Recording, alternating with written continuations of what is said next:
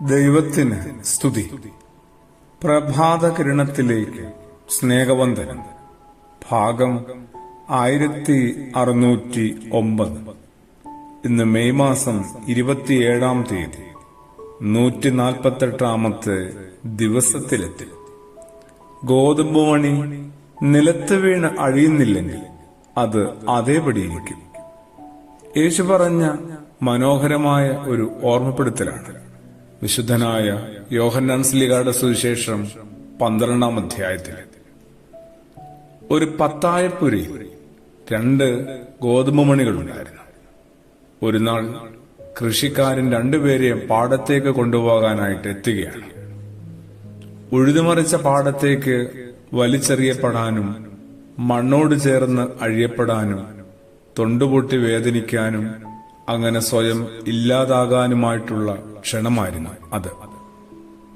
കൃഷിക്കാരന്റെ വരവ് അയാളുടെ കാൽപെരുമാറ്റം കേട്ട് മനസ്സിലാക്കി ഒരു ഗോതമ്പ് മണി എന്തു ചെയ്തു?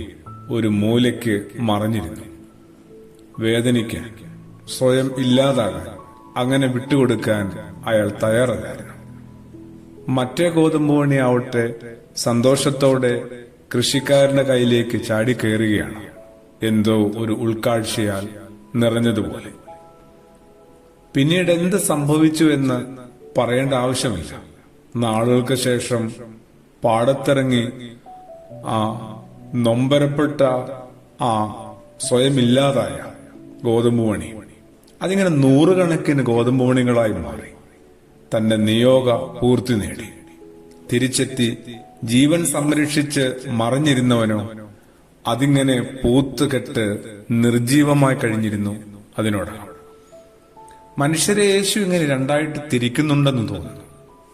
ഒന്ന്, ഒരു വലിയ കൂട്ടമാണ് സ്വന്തം ജീവൻ രക്ഷിക്കാനുള്ള പരിശ്രമങ്ങളിൽ മാത്രം ഏർപ്പെടുന്നവരാണ്. രണ്ടാമത്തവർ വളരെ ചെറിയ കൂട്ടമാണ്.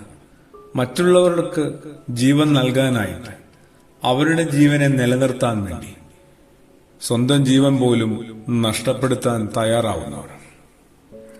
2 കൂട്ടർക്കും സംഭവിക്കുന്ന പിന്നീടുള്ള പരിവർത്തനം എന്താണ്, പരിണിതി എന്താണെന്നും യേശു പറയുന്നുണ്ട്. സ്വന്തം ജീവനെ പൊതിഞ്ഞു സൂക്ഷിച്ചവർ ഒടുക്കം നെടുവേർപ്പെടുന്നു, ജന്മം പാഴാക്കിയില്ലെന്നോർത്ത്. എന്നാൽ മറ്റുള്ളവർക്കു വേണ്ടി അവനവന്റെ ജീവിതത്തെ നഷ്ടപ്പെടുത്തിയവരാവട്ടെ വലിയൊരു ചാരിതാർത്ഥ്യത്തോടുകൂടി എന്നേക്കുമായി ഇമകൾ പൊട്ടും. ഞാൻ നിങ്ങളുമൊക്കെ ആരായി മാറുമെന്നാണ് ഈ 2 കൂട്ടരില് എവിടെ നിലയുറപ്പിക്കാനായിട്ട് ആഗ്രഹിക്കുന്നു എന്നാണ് പ്രാർത്ഥനയോടുകൂടി. ആമേൻ.